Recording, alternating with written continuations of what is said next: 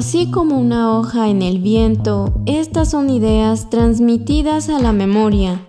Bienvenidos a la hoja suelta de Libreta Negra MX. Ya estamos al aire.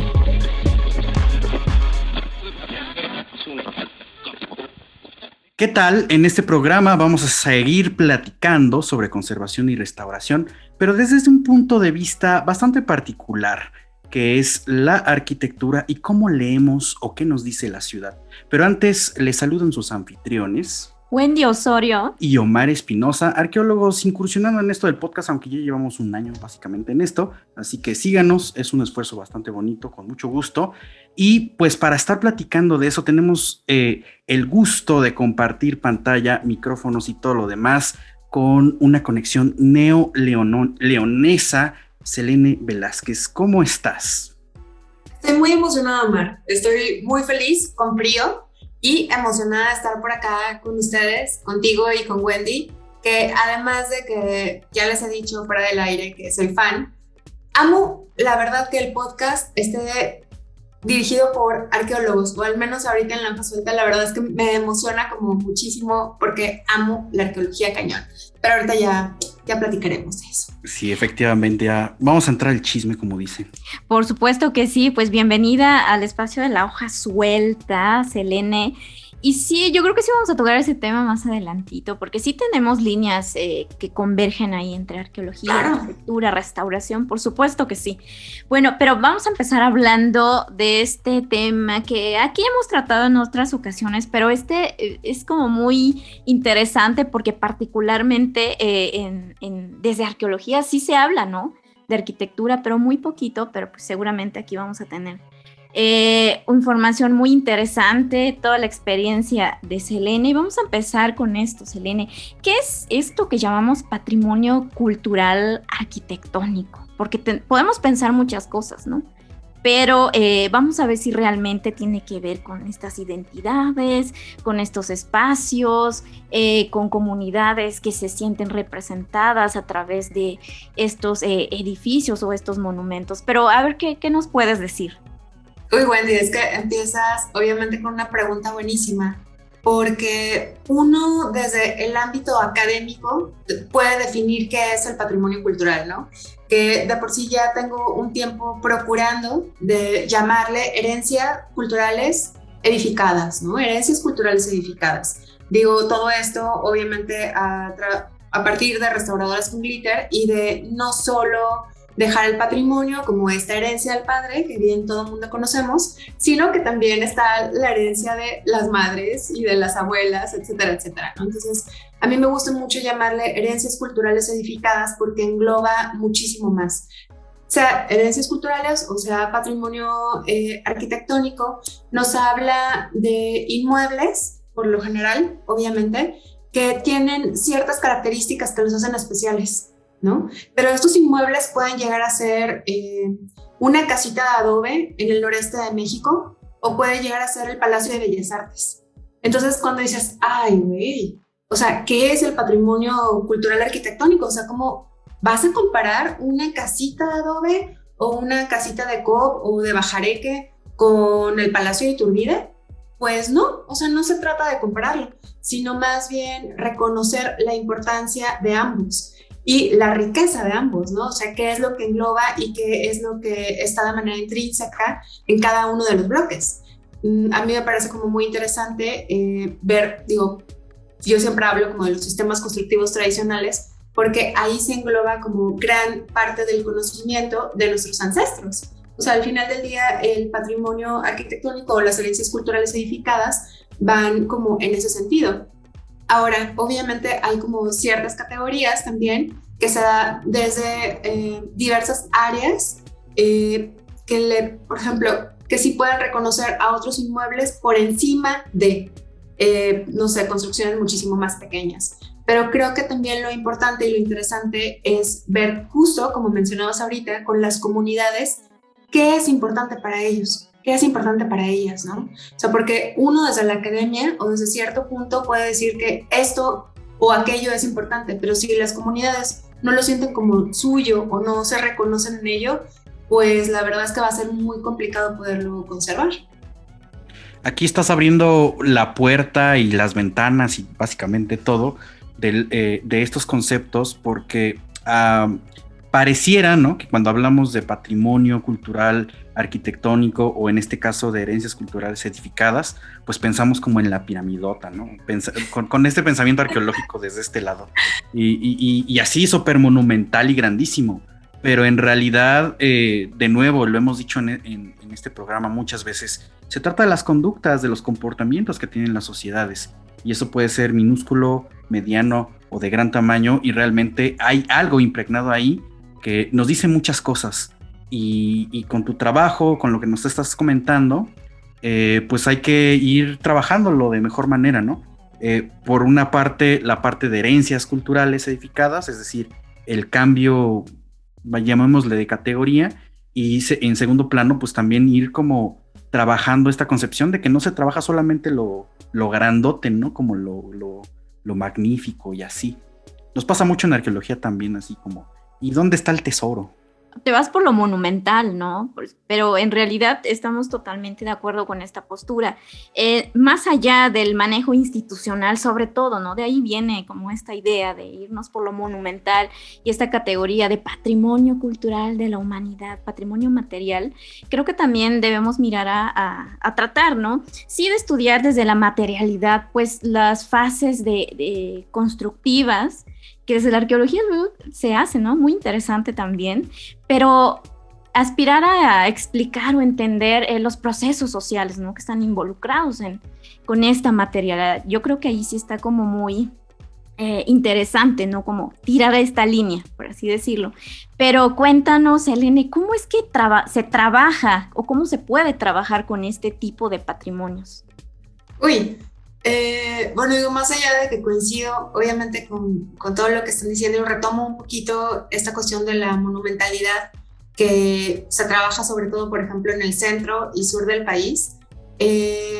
Imagínense que acá voy a hablar un poquito obviamente también desde el ámbito arqueológico y lo voy a ligar con la arquitectura, y después, Wendy, ya también de cómo se trabaja todo esto. Bueno, no imaginen, nuestras zonas arqueológicas de acá son vastísimas, son súper ricas, pero tenemos petrograbados y tenemos pintura rupestre, ¿no? Entonces, estoy hablando de Nuevo León, porque obviamente pues, hay otras zonas como Casas Grandes en Chihuahua, o por ejemplo las zonas de Durango y demás, pero al menos, por ejemplo, acá en el noreste, el patrimonio arqueológico va encaminado en ese sentido, y no por eso es menos importante, ¿no? Al contrario, o sea, nos habla de esta región y cómo los habitantes, que ya fueran obviamente de paso, o sea, nómadas o seminómadas de la región, cómo iban dejando su lectura del contexto inmediato, ¿no? Entonces, ese contexto inmediato nos habla de cómo poder identificar lo que ahora nada más vemos ciertos vestigios. Y es igual con la arquitectura que tenemos acá, que obviamente es distinta a la del centro y a la del sur. No por ello, insisto, menos importante, porque también tenemos cosas como muy grandotas, pero la verdad es que si no trabajamos estas áreas pequeñas o las comunidades, vamos a perder la verdad de quiénes fueron haciendo esos inmuebles enormes, ¿no? Entonces, bajo la pregunta de cómo se trabajan este tipo de inmuebles, bueno, para empezar, yo lo que les podría decir es que la manera, al menos de cómo lo he trabajado desde Restaurica, es interdisciplinariamente. Porque, por ejemplo, ¿yo qué les puedo decir de los arquitectos? Los arquitectos, por lo general, siempre se sienten como semidioses, ¿no?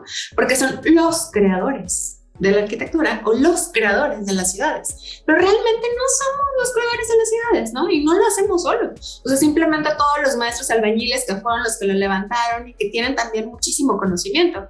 Entonces, se trabaja, insisto, de manera interdisciplinaria, porque lo que buscamos con los inmuebles que ya están construidos, no buscamos solo una mejora estética de esos inmuebles o que permanezcan, sino también los investigamos. O sea, creo que gran parte de la importancia de trabajar con estos inmuebles es investigarlos, es de qué están hechos, cómo los hicieron. Por ejemplo, conocer, obviamente, si el inmueble es de tierra, ¿es tierra cruda o es tierra cocida? y de dónde obtuvieron las arcillas. Y entonces empezar a poder comprender todo eso, comprender incluso, por ejemplo, de dónde extraían los materiales, quiénes lo hacían en las comunidades, no sé, el adobe, quiénes labraban los sillares de caliche, estos bloques monumentales que tenemos por acá en el noreste. Bueno, todo eso creo que es la verdad muy valioso, porque si nada más vemos el inmueble de manera aislada y no empezamos a investigar todo lo demás, se pierde mucho en el camino. Sí, claro, y aquí yo quiero comentar algo muy rápido también, que también corremos un riesgo de mirar también, si nos vamos con la cuestión nada más estética, de mirar de una forma reverencial, sobre todo los monumentos, ¿no? Y desconocemos ciertos procesos históricos que incluso no son muy bonitos de recordar, ¿no? Por ahí hay una serie de haciendas enequeneras que están de moda en el sureste del país, pero el periodo histórico y lo que implicó los procesos sociales, pues no es muy bonito para mucha población de esa época, ¿no? Pero, sí, en ese sentido, en esta parte de investigación que nos expone Selene, tendríamos que poner mucho énfasis y por supuesto el tema sobre la mesa de una jerarquía constructiva, es decir, el arquitecto, las arquitectas también, pues es como el diseño, ¿no? Pero en realidad realizar y levantar una obra requiere muchísimos esfuerzos, tanto de recurso humano como, bueno, financiero y por supuesto de materiales. Y pues lo que vemos ahora pues ya es la obra terminada, pero detrás hay una organización social que es compleja, que es rica, que tiene muchos elementos que analizar y muchas veces se ve en los edificios. Vamos a comentarlo un poco más adelante, pero algo que nos gusta de tu trabajo es que de repente estás subiendo en redes sociales pues como, bueno, le voy a hacer el análisis no sé qué a esta pared y entonces veo la composición y eso habla como de, pues la manufactura, ¿no? Entonces quien estuvo haciendo esta pared y este elemento, pues era un artesano de tal manera, utilicé estos elementos porque me habla de que tenía cierta experiencia manejando el material o ciertos puntos de ese estilo, ¿no? Entonces cuéntanos un poquito, pues cómo es a detalle restaurar estos edificios o estas herencias culturales edificadas y sus objetos asociados, ¿no? Con todas estas implicaciones de organización social y, por supuesto, de los vestigios que nos quedan hasta la actualidad. Es que ahorita tocas también como un punto muy importante, Omar, que es ir, por ejemplo, desmenuzando las obras. Si uno, como ahorita bien decía Wendy, si nos quedamos nada más como con la cuestión estética, pues la verdad es que la cuestión estética es muy subjetiva, ¿eh? Y a lo mejor a nosotros nos puede encantar la arquitectura vernácula, pero pues obviamente a los desarrolladores, pues obviamente no.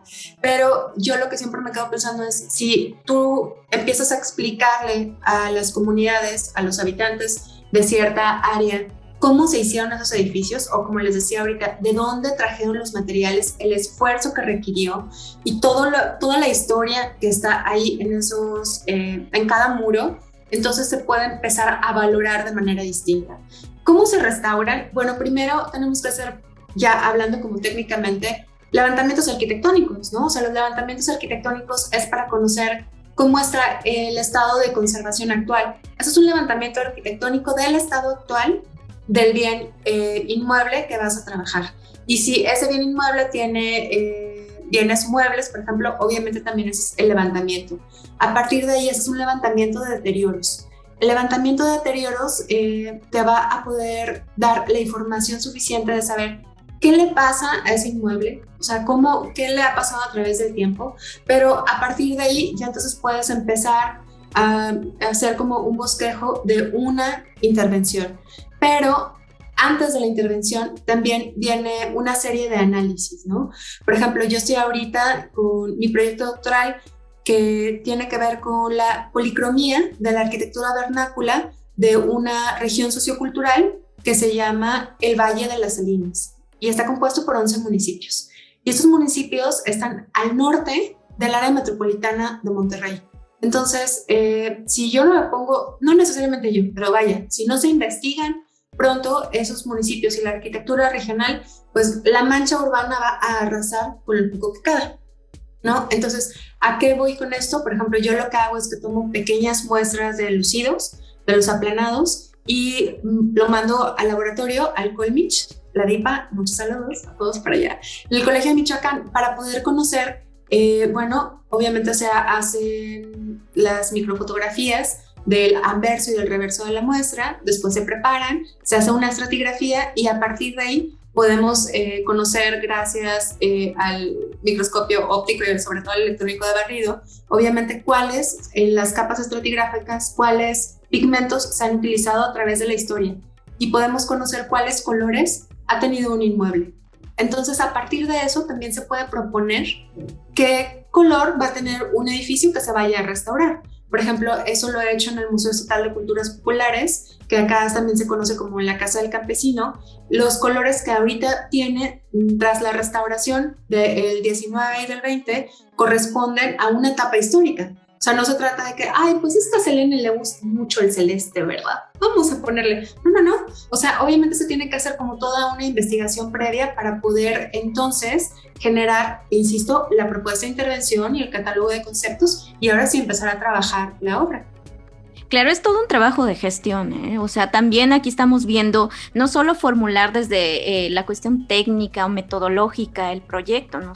No también hacer trabajo de gestión con personas, ¿no? Desde la comunidad a la que pertenece el monumento, hacer trabajo también en gestión de recursos, me imagino, ¿no? Que de este lado también sabemos un poco lo que implica, ¿no? Luego estar, pues, llegando a acuerdos con particulares sobre todo, ¿no? Entonces, yo creo que esto lo tenemos que tener en claro. O sea, está muy padre, está muy bonito, pero implica todo un trabajo de gestión de todo un proyecto, ¿no? Pero también cuéntanos un poco más, Selene, como diría Daniel Salinas, de Cuéntame Más. ¿Por qué debemos prestarle atención a todos estos procesos de trabajo, de restauración de los edificios y de los propios objetos que puedan estar relacionados con ellos? Por el simple hecho de que nuestros ancestros nos lo heredaron. O sea, realmente nuestra historia está edificada en esos inmuebles, ¿no? Insisto, pueden ser inmuebles de bajareque, que estén perdidos de repente, por así decir, en el desierto de Mina, o hacia el sur del estado de Nuevo León, y vaya, obviamente me estoy centrando en mi estado, porque, pero, insisto, también pueden ser, no sé, la alhóndiga de Granaditas, ¿no? Entonces cualquiera persona, no sé, alguna persona que me escuche por acá va a decir, ay, güey, Selene está comparando la alhóndiga de Granaditas con... Pues no se trata de que la compare, pero los dos son importantes en su contexto. Entonces, más bien tenemos que aprender que son importantes, no importa el tamaño, sino la historia que esté detrás, ¿no? Y, insisto, vaya, si nosotros arrasamos con las pequeñas casitas de bajareque que encontramos en ciertas zonas, se va a perder muchísima información. Y entonces es como desde el ámbito, por ejemplo, arqueológico, cuando llegas a una zona y ya está... que no sé, que llegan justo lo que decíamos hace rato, ¿no? Lo que decía Omar, ¿dónde está el tesoro? Imagínate que llega como un buscador de tesoros de manera previa y entonces arrasa con la zona y cambia completamente el contexto y empieza a modificarlo. Bueno, es lo mismo. O sea, se pierde una lectura del espacio o del área arqueológica, es igual desde la arquitectura, o al menos yo lo veo así gracias a uno de mis maestros que adoraba muchísimo y lo sigo adorando, nada más que ya murió, Carlos Castañeda, que es un arqueólogo que le tocó trabajar en varias zonas en Guanajuato, en donde yo me fui a estudiar la maestría, él trabaja plazuelas, y entonces cuando veíamos arqueología, porque cualquiera podría decir, güey, pues ¿para qué quieres arqueología? No, es que es súper necesario, ¿no? O sea, porque desde el ámbito de la arqueología puedes comprender muy bien a la arquitectura, ¿no? Entonces, si nosotros arrasamos con toda esta información, se va a perder parte de nuestra historia. Y también parte, obviamente, de los sistemas constructivos tradicionales, que son, insisto, o sea, es como, o sea, pensar que cada adobe lo hicieron personas, o sea, es como la verdad súper interesante, ¿no? Todo el conocimiento que está en cada adobe es buenísimo. Está súper interesante y ahora me gustaría retomar esta parte que dices del contexto, ¿no? Porque ahí es donde unimos puntos, pues, la arqueología, arquitectura y restauración. Ahora sí que todo depende del contexto. Claro. Pero hablando de contextos, ¿no? Y en este sentido de espacios sociales, pongámosle como ejemplo una ciudad, pues hemos visto que los últimos 40 años ha habido un ritmo voraz de urbanización y de muchas cosas, ¿no? Entonces vamos a contraponer dos imágenes. Por un lado tenemos estas herencias culturales edificadas y por otro esta situación pues básicamente de crecimiento y de, pues como tú dices, arrasar, ¿no? O sea, crear nuevas edificaciones. Desde tu experiencia y tu profesionalización y tu vocación, ¿cómo ves pues este dilema en el que estamos pues todos aquellos que estudiamos el pasado y por supuesto pues este tipo de vestigios, no importa si es arquitectónico o los objetos asociados al mismo? O sea, ¿qué hacer ahí en ese sentido? Y bueno, por ahí va a surgir una palabra que es gentrificación, que creo que es muy, muy pertinente e importante ponerlo a discusión y en la opinión pública. Yo estoy convencida que se puede convivir el desarrollo de la ciudad con la conservación de las herencias culturales edificadas. O sea, estoy realmente convencida de ello. Sin embargo, hay mucho desconocimiento por parte de los desarrolladores, hay desconocimiento por las propias ciudades y sobre todo, Omar, o sea, yo creo que este problema lo venimos arrastrando, obviamente, o sea, desde los municipios, gobiernos del estado, pero también en las universidades. O sea, la verdad es que tenemos que ser bien honestos y bien claros. O sea, no se habla de nada de esto, por lo general apenas está empezando a abordar en las universidades, pero lo veían solo como algo turístico, o que las construcciones antiguas se tenían que utilizar, por ejemplo, para... Todo el mundo pensaba un museo, una galería de arte, y no, o sea, no necesariamente. O sea, puede tener como muchos usos. Entonces, las personas, yo creo que quienes toman las decisiones en base, como en gran medida, la verdad sí, aunque sea una fuerte, a ignorancia, ¿no? O sea, realmente en muchas ocasiones solo están viendo como el patrimonio, pero el patrimonio de sus bolsillos. Entonces, realmente es lo que les importa. O sea, porque, por ejemplo, yo te voy a contar a ti y a Wendy lo que sucede acá en el centro de la ciudad o en el área metropolitana, es que se están creando edificios enormes de departamentos. Que bueno, yo lo que les digo, a ver, porque la gente me dice, odian los edificios de departamentos, y bueno, más bien la escala, o sea, la escala que están utilizando, ¿no? Porque rompen completamente con la escala de las áreas en donde los están colocando, pero además de eso, hijos, o sea, las violencias que se generan, o sea, las violencias auditivas, pues estas violencias sonoras para los vecinos, las vibraciones que hay por las excavaciones tan profundas, a mí me ha tocado ver en varias construcciones cómo están secando los mantos freáticos para poder hacer, obviamente, los estacionamientos, en algunos casos subterráneos, las cimentaciones, etcétera, etcétera.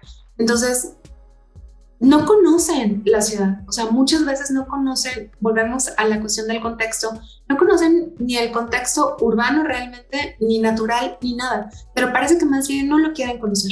Entonces, sí se tiene que hacer una regulación muchísimo más severa por parte del municipio, por parte de gobierno, gobiernos del estado, pero yo también estoy, o sea, convencida que desde la escuela tenemos, o sea, desde las, no sé si en las universidades ya es muy tarde, pero incluso desde manera previa se tiene que ir abordando todo esto, ¿no?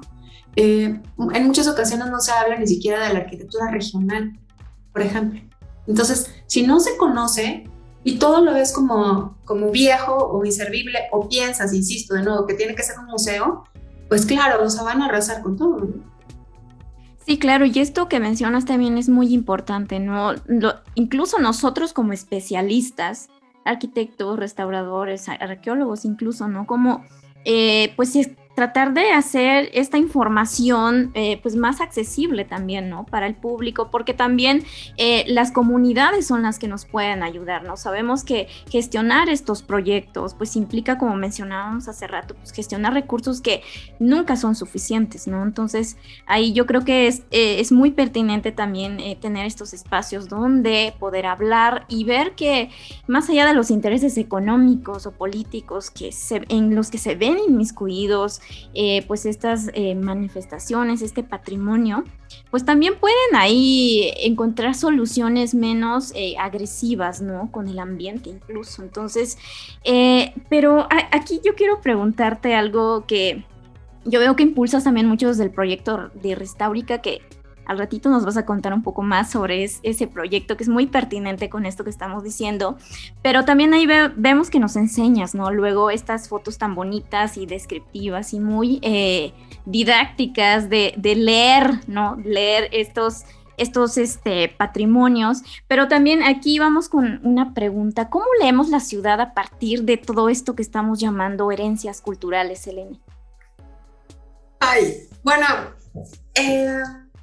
a ver, ¿qué le respondo? O sea, por ejemplo, leer la ciudad, que para quien no conoce y que ahorita lo estaba comentando Wendy, bueno, además yo soy fotógrafa también, entonces pues, todas las fotografías que están en Restáurica las tomo yo, y gracias a la fotografía, obviamente, como puedo observar muchísimo más los detalles de todo, ¿no? Entonces, más allá de la arquitectura, más allá de la restauración, gracias a la foto también, obviamente, puedo mostrarle al mundo cómo lo veo. Yo siempre digo eso. Entonces, gracias a las imágenes, podemos hacer como estas lecturas. Vaya, hace rato lo decía, lo vuelvo a decir ahorita. Desmenuzo, por ejemplo, un inmueble, ¿no? De sus sistemas constructivos o qué es lo que podemos ver ahí, pero no solo el inmueble, sino a veces también le pongo cableado, no sé, cableado horroroso, o cielo azul, cuando hay cielo azul, por ejemplo, en municipios, ¿no? Sino de poder ver un poquito más allá, porque es muy chulo ver los inmuebles, o sea, ver los edificios, ver las casonas, pero creo que también es importante ver el contexto. ¿Qué podemos leer en esas herencias, en este patrimonio que está en las ciudades? Yo insisto, y de verdad soy muy recurrente con los sistemas constructivos tradicionales. A ver, los sistemas constructivos tradicionales nos hablan de cómo quienes nos antecedieron se aclimataron a esta zona. Por ejemplo, insisto, voy a volver a hablar de Nuevo León, en donde ahorita tenemos, por ejemplo, 8 grados, pero antier estábamos a 30. Entonces, ayer casi estábamos como a 28 grados y hoy estamos a 8 grados. Y mañana vamos a estar a 1 grado. Entonces, en el momento en que empiezan a construir con arquitectura de tierra, insisto, o sea, quienes nos antecedieron, pues vaya, obviamente saben más o menos pues el ancho de los muros, cuáles son las alturas, si tenemos que tener o no chimeneas, etcétera, etcétera, ¿no? Para todos estos tiempos. Entonces, si nosotros empezamos a leer la ciudad, si vemos estos inmuebles y podemos comprenderlos, podemos conocer también cómo insisto, o sea, todas estas personas que vivían en la zona supieron sacarle provecho, ¿no? O sea, porque construyeron con lo que tenían en el suelo, o sea, construyeron con las arcillas, construyeron con la arena del río Santa Catarina o de los arroyos que cruzaban toda el área metropolitana. Lo que pasa es que ahorita son puros ríos, pero de asfalto, ¿no? Entonces son puros arroyos de asfalto. Antes estaba lleno de arroyos y de acequias y demás. O sea, entonces yo creo que más bien es preguntarnos por qué hicieron estas casonas así.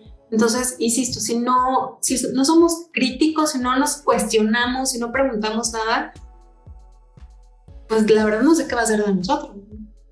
Esto es bien importante porque básicamente se nos pasa por alto las funcionalidades de estas edificaciones. Es decir, quizá, y esto yo lo digo desde mi corazón chilango, exdefeño, ¿no? Sedemexiano. O sea, ya estamos tan acostumbrados al paisaje urbano que se nos olvida que mucha de la noción arquitectónica que ha tenido la humanidad en diferentes momentos de la historia tiene que ver con pues, los materiales a los que tienen acceso directamente y la funcionalidad de los mismos. Es decir, en contextos de calor, pues obviamente se va a buscar un material aislante, por supuesto en de frío también, y a lo mejor las orientaciones de los edificios para aprovechar las corrientes de aire, cosas por el estilo, ¿no? Entonces eso se nos va de las manos, ¿no? se nos pasa entonces esta funcionalidad que siempre ha estado presente en, pues básicamente la adaptación de las sociedades, pero se nos está terminando el tiempo y este es un tema súper intrigante. Pero me gustaría justamente llevar al punto de lo que estabas comentando hace rato, Selene, respecto a los tomadores de decisiones, ¿no? Porque este podcast está pues creado pues para que le llegue a todos los oídos del mundo y hay dos cosas interesantes ahí. El manejo que tú tienes desde Restaurica en redes sociales y pues este mensaje a los tomadores de decisiones, ¿no? De que no solamente es las herencias culturales edificadas como para el turismo, para la visita al museo, actividades culturales, recintos culturales y demás. ¿Qué mensaje tendrías que darles a todas estas personas que están integrando pues la toma de decisiones en los gobiernos, en los 3 niveles de gobierno, ¿no? Local, estatal y federal? Y ahorita hablamos de las redes sociales porque eso me interesa muchísimo. Pero a ver, un mensaje corto para todos aquellos que nos están escuchando, porque seguramente nos escuchan. Uy, pues mira, para empezar y validado con todo lo que hemos estado platicando ahorita, en muchas ocasiones, por ejemplo, me dicen, uy, entonces tú quieres vivir como en el pasado. O sea, a ti te encantaría volver a hacer casas antiguas. Y entonces seguro tu casa es todo, son los muebles como rústicos. No, de hecho no. O sea, más bien lo que he procurado hacer y lo he buscado desde que daba clase de Historia de la Arquitectura en la Universidad de Guanajuato, en la licenciatura, es conocer de estos sistemas constructivos tradicionales desde el siglo XVI, si quieres, y cómo lo podemos traer ahorita en la arquitectura contemporánea. Porque eso es algo que también por lo general no lo ven. O sea, no se dan cuenta que gracias a todos estos inmuebles podemos hacer mejor arquitectura. No tenemos que hacer puros bloques gigantes de concreto o acristalados, que no tienen que ver nada absolutamente con los 40 grados, con los 45 que después tenemos, por ejemplo, en Monterrey. ¿Va? O sea, creo que lo interesante y lo más importante para los desarrolladores o quienes toman decisiones es que sean un poquito humildes y aprendan también de la arquitectura que ya estaba aquí antes que nosotros. O sea, la mayoría de los desarrolladores, de los tomadores de decisiones, de los arquitectos, son como pequeños faraones que quieren dejar su huella. Pero ¿por qué no también conservar la huella, insisto, de quienes estuvieron antes, ¿no? O sea, ¿por qué no seguirla conservando y por qué no llevarla a un futuro? ¿Y por qué no sí convivir los dos? O sea, ¿por qué no hacer desarrollos, pero un poco más abajo? O sea, que realmente, digo, ahorita ya no podemos ver las montañas. Yo he comentado en muchas ocasiones que realmente, o sea, aquí se privatizaron las vistas. O sea, las vistas para la Sierra Madre, para el Cerro de la Silla, etcétera, etcétera. Es más, obviamente te cuestan más caros los departamentos que tienen esas vistas. Y quienes vivimos en una casita de 1 o de 2 niveles, pues ya tenemos la torre enfrente, ¿no? Y ya tenemos todo esto. Entonces, más bien creo que sería interesante que los desarrolladores, que los tomadores de decisiones se den cuenta que las ciudades no son hojas en blanco. O sea, que realmente ya hay arquitectura y que debe de integrarse lo que vayan a hacer con el contexto inmediato. Por supuesto, y esto justamente me lleva al segundo término de las redes sociales, porque hemos seguido tu trabajo ya desde hace un tiempo y consideramos que es un trabajo cercano, es decir, no es tan común encontrar esta investigación y por supuesto la expresión de la misma pues en redes sociales. Es una labor encomiable y por supuesto totalmente necesaria, porque como dice nuestra amiga Alejandra Hernández Vidal, pues el futuro es divulgativo, ¿no? Y creo que es importante poner ese mensaje afuera, ¿no? O sea, que no se quede solamente en el análisis de suelos y sedimentos que luego echamos en nuestros libros, sino justamente pues en las hojas sueltas que van a circular por el internet.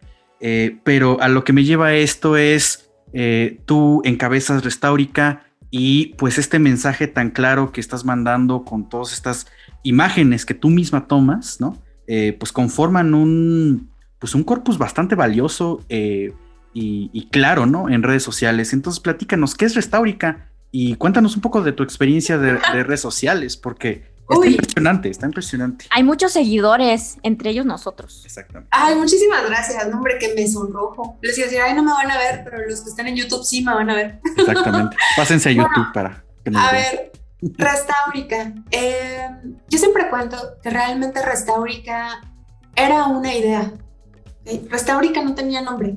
Cuando yo me voy en el 2007 a estudiar la maestría de restauración de sitios y monumentos en la Universidad de Guanajuato, yo tenía una idea muy clara, que lo que quería era ir a conocer más sobre restauración, simplemente conocer sobre restauración.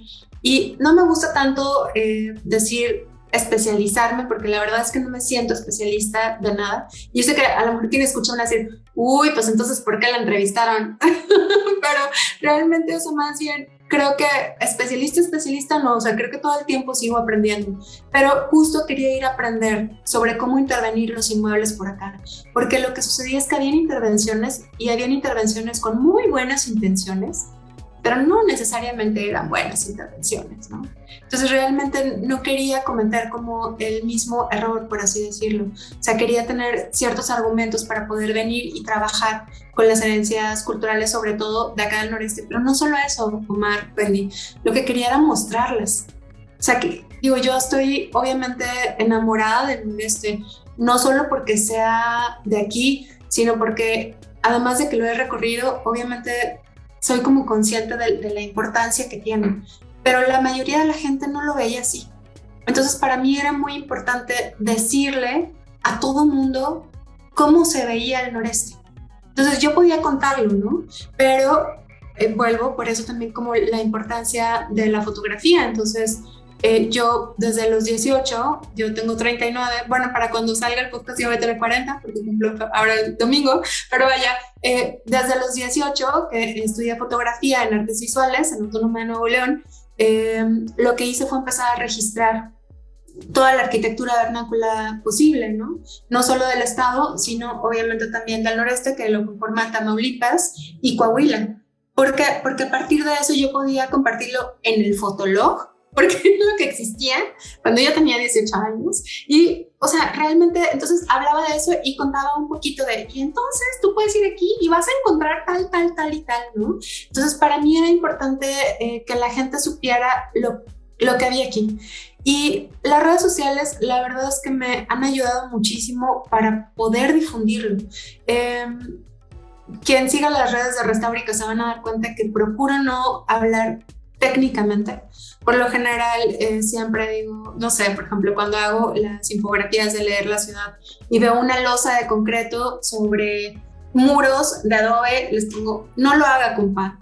Entonces, o sea, porque la verdad es que además de que así soy, por lo general, creo que si me pongo como de manera, no sé, muy técnica, ay, vamos a ser realistas, nos vamos a hablar entre 4 y se fregó el asunto. Y la verdad es que mi idea nunca ha sido que me escuchen los mismos 4. O sea, ¿como para qué? O sea, realmente lo importante es llegarle a muchísima más gente. Y yo siempre he pensado que lo interesante es que te pueda entender tu abuelita, me pueda entender mi sobrina, Carla Sofía, de 9 años, o que me puedan entender el doctor en arquitectura, o el urbanista, o la arqueóloga, o el antropólogo, etcétera, etcétera. O sea, creo que lo importante es también poder dialogar, por ejemplo, con las personas que habitan también esos lugares. Porque, insisto, yo puedo decirles, es que esto está bien bonito y es bien importante. Y lo vas con ellos y te dicen, ¿en serio? Entonces, más bien poder hablar con ellos también directamente, creo que es algo súper valioso y riquísimo. Entonces, si yo llegara, como por lo general hacían acá en Monterrey, no sé si en otros lugares, seguramente sí, pero que se suban como a ciertos pedestales, ¿no? Y entonces empiezan, además de que cambian el tono de voz, empiezan a hablar así, como muy formal. Y entonces la arquitectura, y bueno, güey, pues qué hueva. O sea, la neta es que, pues, ¿quién te va a pelar? ¿Quién te va a hacer caso? Entonces, Restaurica, o al menos las redes de Restaurica, han sido como, sí, pues lo confieso, ¿verdad? Pues un poquito yo, mostrando cómo veo todo. Pues como se habrán dado cuenta, invitamos a Selene porque tiene mucho que compartirnos desde su propia experiencia, que es tan necesaria y tan importante. Y este proyecto de Restaurica, pues es muy poco común, ¿no? Yo casi no he visto que manejan este lenguaje sí. Y este tipo de información, pero pues para quienes no conozcan de este proyecto y corran a verlo, porque aquí fue un súper resumen, pues ahí coméntanos dónde podemos encontrar más para que te podamos sacar más información. Uy, pues a Restaurica la encuentran en el Facebook, así como se escucha Restaurica con K. En Instagram está como restaurica.mx y en Twitter, ahora les digo cómo está, porque, ay, luego se me olvida, @Restaurica. Sencillito y concreto. Está fácil, sí. Sí, yo. Digo, la verdad es que también tengo la página web, pero la página web es como, ahí sí un poquito más formalita, que si las fotos, que antes, después, ya, yo creo que ya casi nadie tiene página web, creo que debe ser como la única loca que siga teniendo página web, pero vaya, pues me pueden encontrar, o más bien pueden encontrar a Restaurica por ahí, y yo feliz de la vida. No, pues va a seguir creciendo seguramente porque, insisto, es sumamente necesario que, como bien lo dices, pues se quite hasta el tono de voz, ¿no? Y no es hablar desde el Olimpo y tampoco llegar y decir, es que este edificio es importante. ¿Por qué? Pues porque yo lo digo que es importante. Así creo que pocas veces se puede hacer algo y más bien generamos muchos conflictos.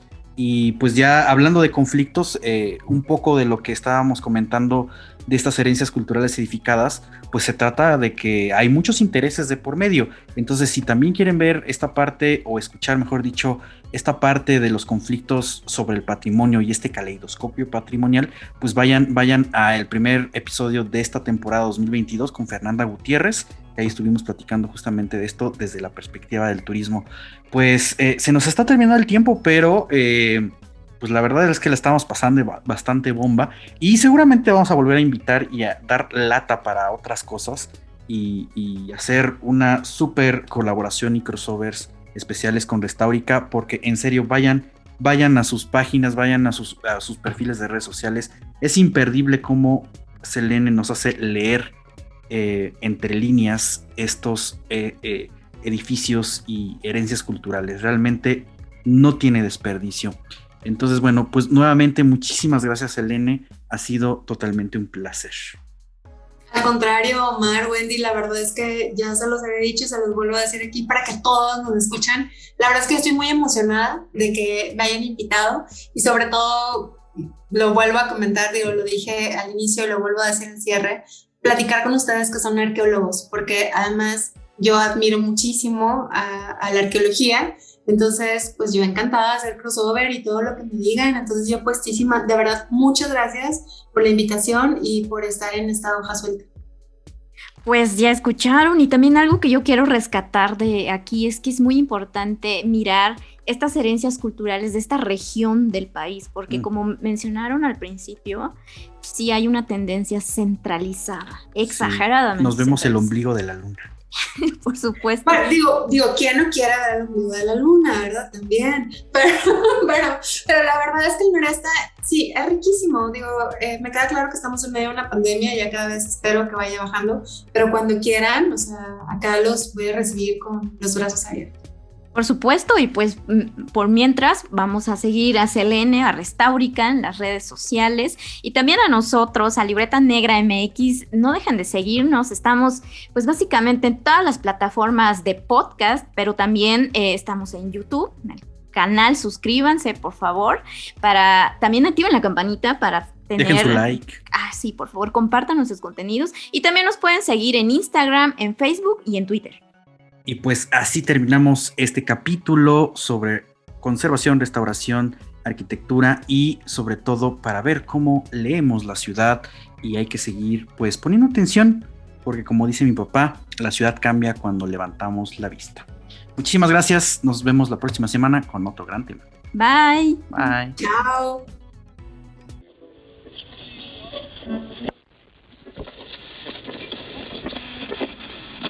Gracias por acompañarnos. Nos escuchamos la próxima transmisión. Y en caso de que no nos veamos, buenos días, buenas tardes y buenas noches. Cultivamos memorias al aire.